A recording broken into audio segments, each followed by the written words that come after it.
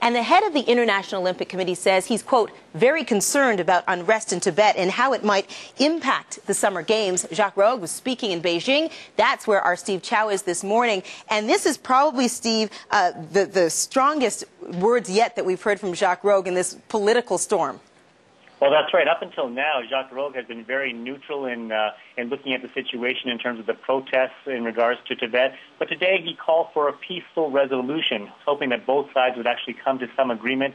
So far, the world leaders have said that peaceful resolution will only come when the Chinese government meets with the Dalai Lama. So far, there is no sign that this will happen anytime soon. But the very fact that Jacques Rogue has come out to say this suggests that he is very concerned about what the Olympics will look like and how large the protests will grow in the months leading up to the Olympics and even during the Olympics. Olympics that take place, that start in August. And what a PR nightmare this is for China. As I understand it, China not even broadcasting the torch relay.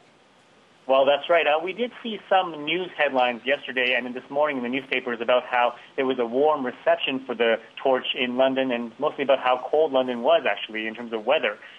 However, some headlines did run some small headlines about some small groups of Tibetan protesters being arrested. But China is really trying to outline how this is really a protest by a small number of people, that most people, including most Tibetans, still very much want to be part of China, and they're not concerned with this whatsoever. On the streets, we're seeing the same kind of sentiment, a lot of condemnation that we're finding from the local people here on the streets, people feeling that the Tibetans are trying to hijack what they see as a source of pride, that the Olympics is a time for them to show how much China has progressed over the last few months, over the last few years, in fact, and they feel that Tibetans are basically hijacking that. Yeah, well, protesters definitely stealing the spotlight. Our Steve Chow reporting from Beijing. Thanks so much.